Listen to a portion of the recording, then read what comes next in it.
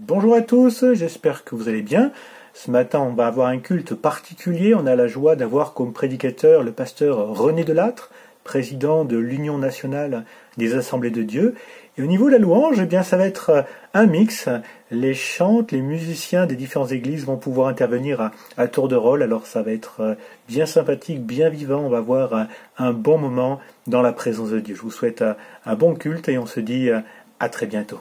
Bonjour à tous, voilà, c'est un vrai plaisir encore de se retrouver ce matin et je pense qu'on va passer vraiment de bons moments. On va commencer par un chant, peut-être pour les petits comme pour les grands, qui s'intitule « Sois fort avec Jésus ».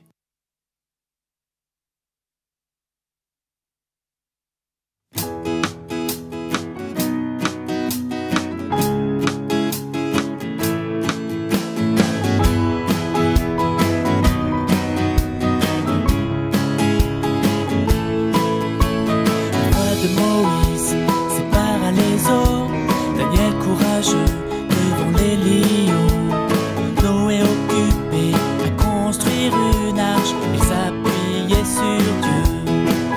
Mais devant une chose très très grande, souviens-toi de ce que Dieu a dit.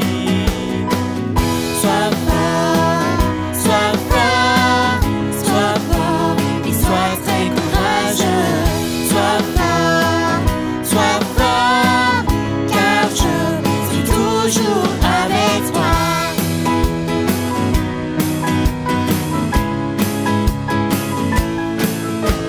Esther s'est tenue devant le roi. Joseph trahi et vendu comme esclave. David courageux affronta Goliath. Il s'appuyait sur Dieu.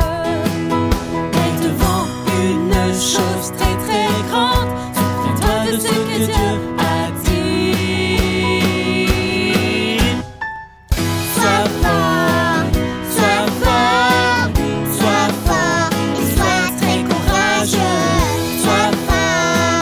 Sois fort, car je suis toujours avec toi. Sois fort, sois fort, sois fort et sois très courageux. Sois fort, car je suis toujours avec toi. Sois fort, car je suis toujours avec toi. Sois fort, car je suis toujours avec toi. Sois fort, car je suis toujours avec toi.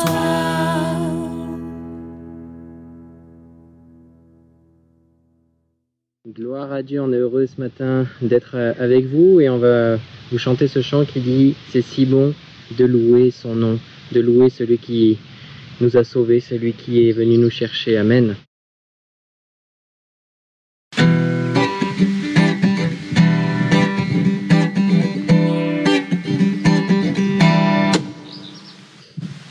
C'est si bon de louer son nom, de chanter ses louanges, gloire à son saint nom, de proclamer sa fidélité chaque jour infiniment. C'est si bon de louer son nom, de chanter ses louanges, gloire à son saint nom, de proclamer sa fidélité chaque jour infiniment. La la la la la la la la la la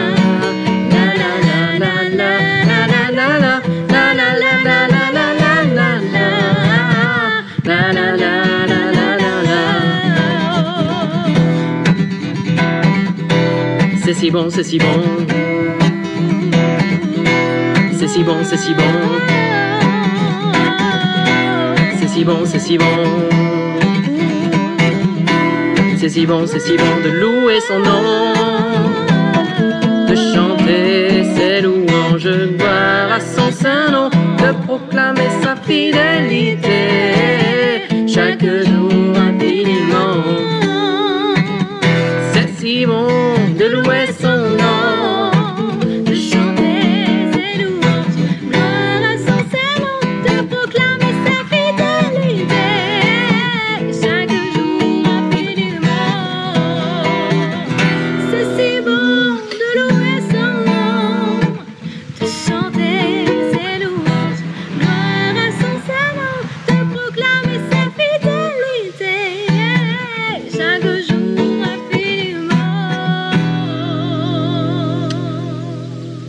Amen. Dieu tout-puissant, dans mon cœur considère tout l'univers créé par ton pouvoir. Le ciel azur, les éclairs, le tonnerre, le clair matin et les ombres du soir. De tout mon être alors s'élève un chant. Dieu tout-puissant, que tu es grand. De tout mon être alors s'élève un chant. Dieu tout-puissant, que tu es grand. Quand par les bois ou la forêt profonde, j'erre et j'entends tous les oiseaux chanter. Dans une époque, la source avec son onde livre aux zéphyrs son chant doux et léger. Mon cœur heureux s'écrie à chaque instant: ô Dieu d'amour, que tu es bon. Mon cœur heureux s'écrie à chaque instant: ô Dieu d'amour, que tu es grand. Mais quand je suis au sublime mystère qu'un Dieu si grand ait pu penser à moi,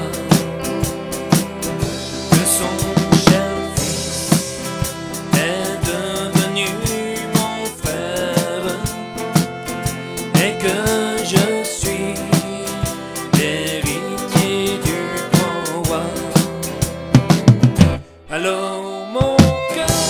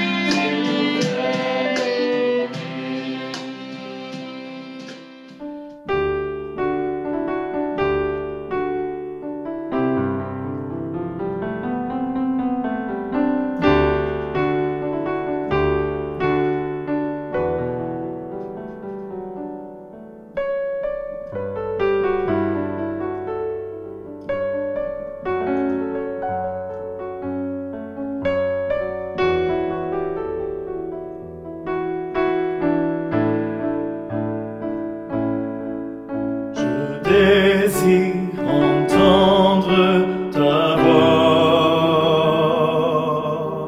Je désire écouter mon cœur, recevoir ta parole, ta pensée, ta volonté. Je désire entendre ta voix. Je désire écouter ton cœur, recevoir ton esprit.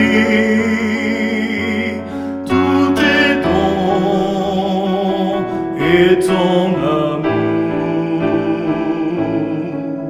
Seigneur, tu veux parler de tes fardeaux et partager ta compassion. Pouvoir communiquer ton cœur. Je désire entendre ta voix. Je désire écouter ton cœur, recevoir ta parole, ta pensée, ma volonté. Je désire entendre ta voix. Je désire écouter ton cœur, recevoir ton esprit. Tout est bon et ton amour.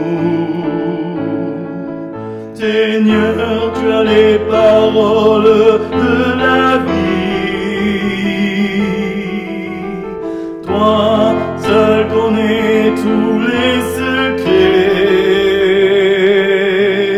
Tu viens pour nous les révéler. Je désire entendre ta voix. Je désire écouter ton cœur, recevoir ta parole, ta pensée, ta volonté.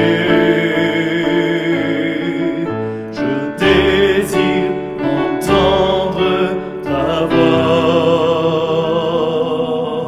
Je désire écouter ton cœur, recevoir ton esprit. Tout est bon et ton amour.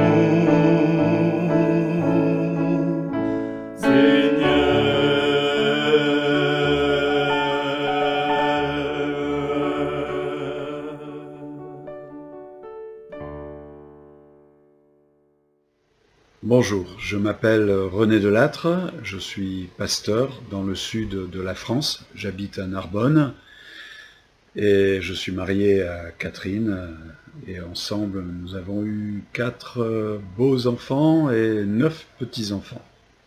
Je vais partager quelque chose plus sur un ton de conversation que de prédication. Le titre c'est « Entretien sur la grâce ». Il y a un sujet dans la vie chrétienne avec lequel j'ai un peu de mal, et même beaucoup. Pourtant, c'est la source de tout notre épanouissement, de toute notre joie, notre paix, notre force. C'est tout ce qui va me conduire à entrer dans la plénitude de la vie chrétienne. Et pourtant, j'ai du mal avec ça.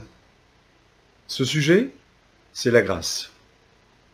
Je crois que le moment où j'ai le mieux compris ce qu'était la grâce, c'est lorsque j'ai donné ma vie à Jésus. J'ai entendu le message, la bonne nouvelle, ça m'a bouleversé, la foi est venue en moi, j'ai cru, j'ai donné ma vie, et il y a eu des résultats extraordinaires. Mon être a changé. Pourtant, j'ai rien fait.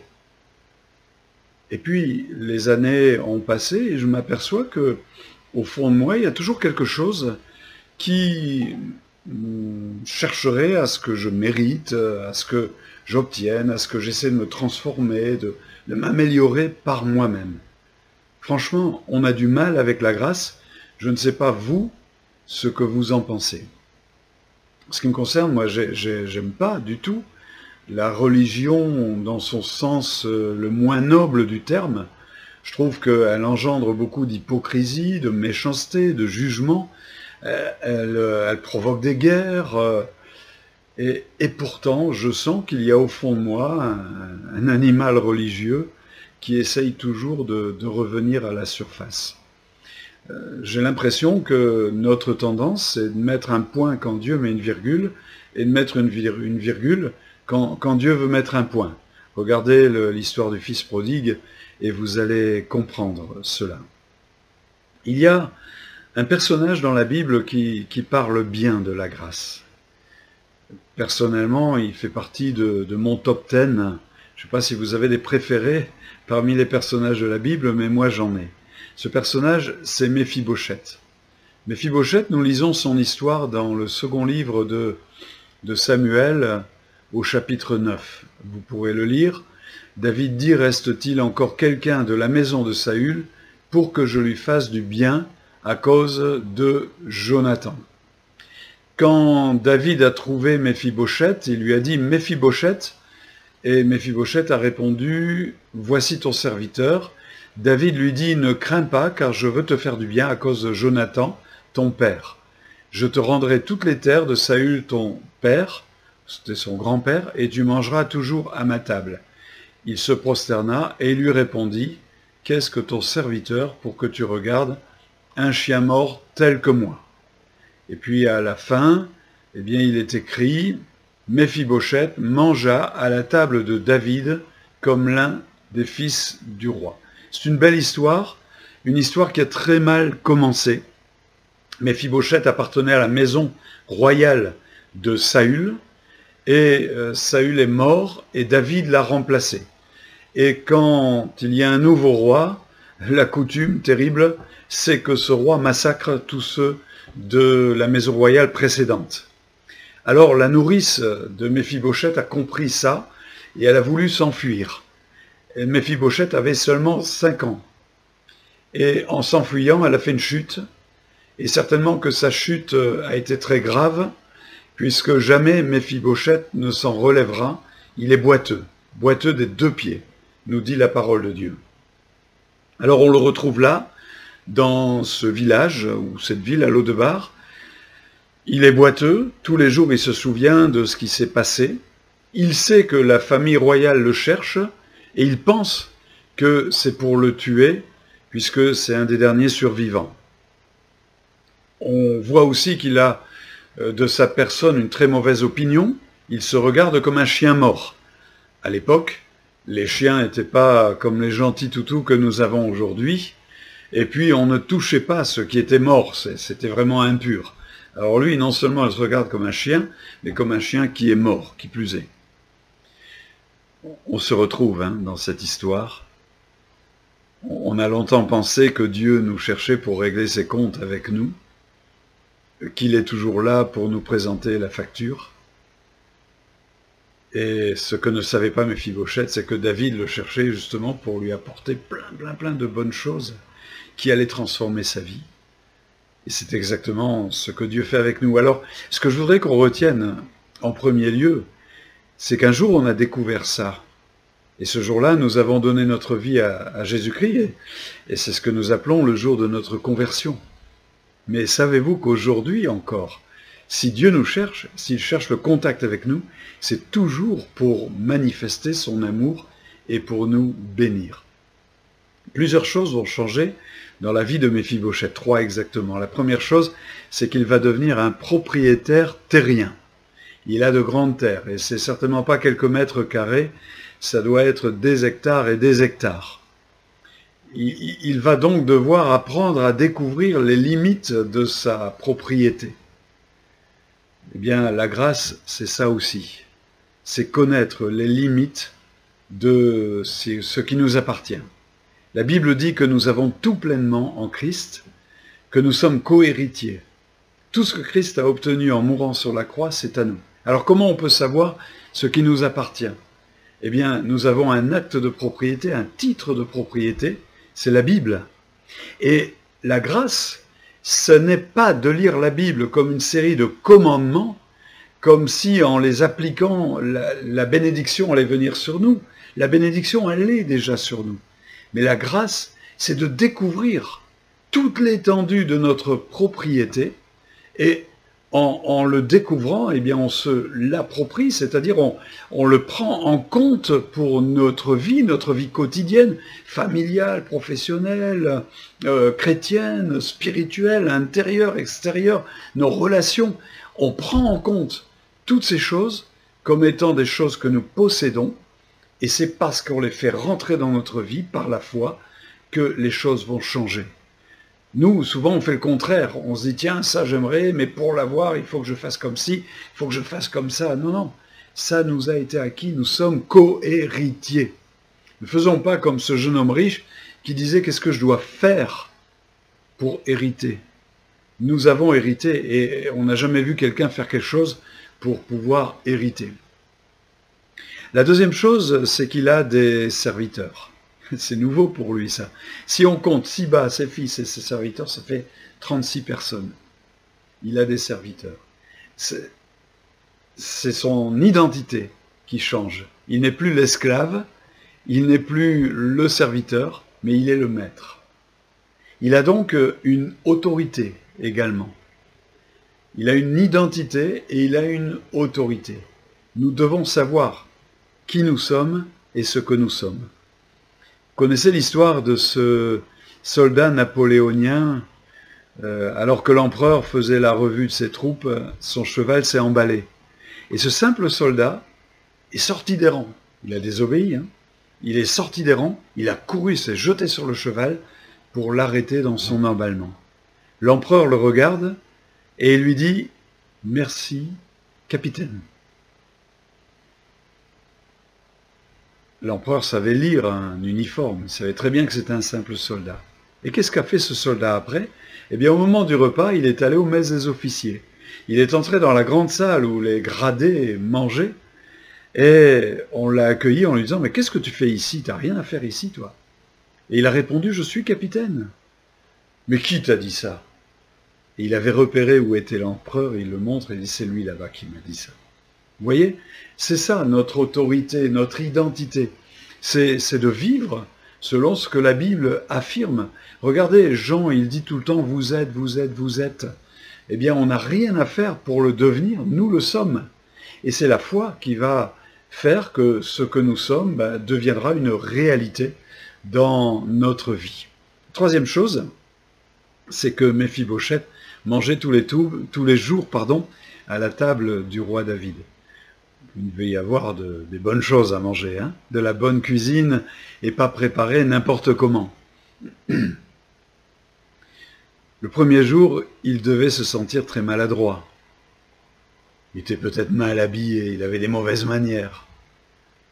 Mais progressivement, à force d'être au contact du roi, eh ben on a vu notre Méphibosheth se transformer, commencer à porter des beaux vêtements, à avoir de bonnes manières, à apprécier, l'aimer, à devenir plus fin gourmet et à avoir des sujets de conversation avec le roi qui étaient des sujets de conversation, on va dire, royaux et non plus de la condition dans laquelle il était avant. Vous comprenez ce que je veux dire? C'est ça aussi. Nous avons une libre entrée à la table du roi et jamais il ne nous dira « Qu'est-ce que tu viens faire? C'est fermé aujourd'hui, je ne suis pas disponible, excuse-moi, je suis débordé. » Notre Seigneur Jésus-Christ est tout le temps disponible pour nous accueillir. Il est notre frère, il n'a pas eu honte de nous appeler son frère. On est de la famille Et nous ne devons pas négliger cet amour de la présence de Jésus. C'est ça la grâce. On ne vient pas à Jésus comme ce pharisien qui disait « Regarde ce que j'ai fait, regarde comment je suis bien, je prie, je donne ma dîme, etc. » C'est pas comme ça qu'on vient. On vient parce qu'on est son frère. Il nous a sauvés. On est plein de reconnaissance. Bien sûr qu'on est conscient de nos limites et de tout ça, mais on ne passe pas sa vie à se frapper la poitrine et à s'humilier tout le temps. Non, non.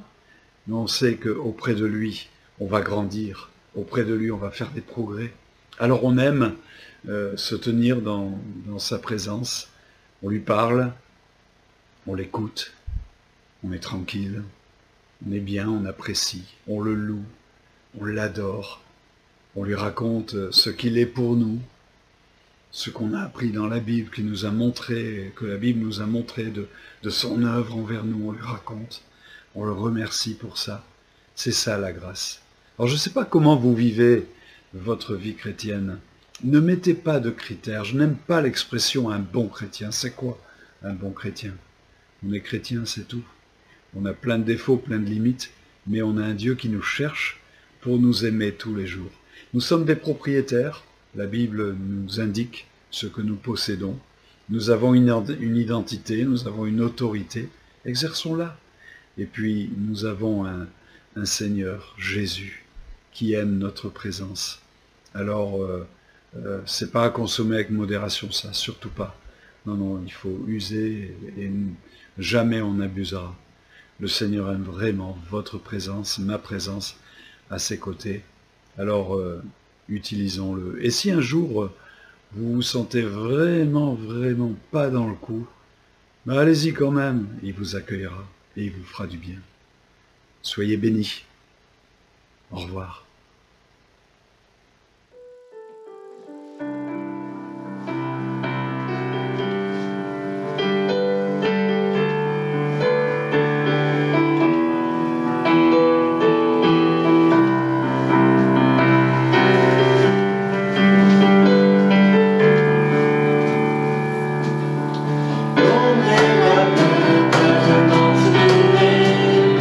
Mettez les bons se déchirer.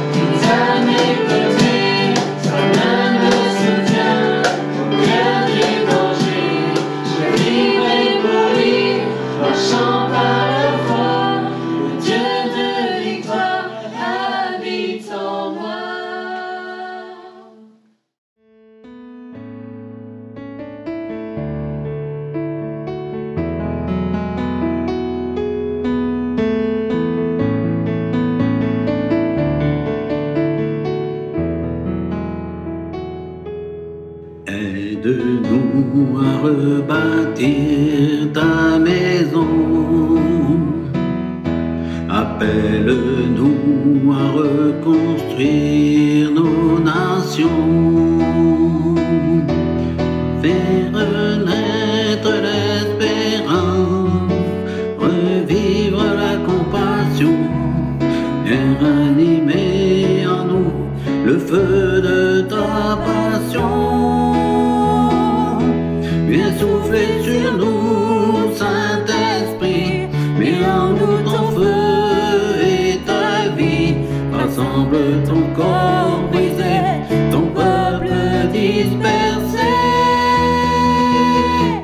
Nous serons debout, nous tiendrons sur Christ, nous avancerons pour lui, nous sommes son armée. Nous serons debout, nous tiendrons sur Christ, nous avancerons pour lui, nous sommes son armée. Nous serons debout. Aide-nous à entendre le cri de ce peuple captif qui gémit. Que nos mains soient tes mains pour apporter la délivrance. Viens ranimer en nous la foi en ta puissance. Viens souffler sur nous, Saint-Esprit, et en nous ton feu et ta vie. Rassemble ton corps brisé, ton peuple dispersé. Nous serons debout, nous tiendrons sur Christ, nous avancerons pour lui, nous sommes son armée. Nous serons debout, nous tiendrons sur Christ, nous avancerons pour lui, nous sommes son armée. Nous serons debout.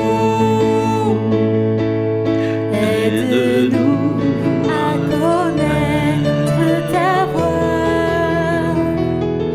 Être tes fils et marcher toujours près de toi. Adorer, prier sans cesse, t'offrir notre obéissance. Viens ranimer en nous ta présence. Viens souffler sur nous, Saint-Esprit, mets en nous ton feu et ta vie. Rassemble ton corps brisé, ton peuple dispersé. Nous serons debout, nous tiendrons sur Christ, nous avancerons pour lui, nous sommes son armée. Nous serons debout, nous tiendrons sur Christ, nous avancerons pour lui, nous sommes son armée. Nous serons debout, nous tiendrons sur Christ, nous avancerons pour lui, nous sommes son armée. Nous serons debout, nous tiendrons sur Christ, nous avancerons pour lui, nous sommes son armée. Nous serons debout. Amen.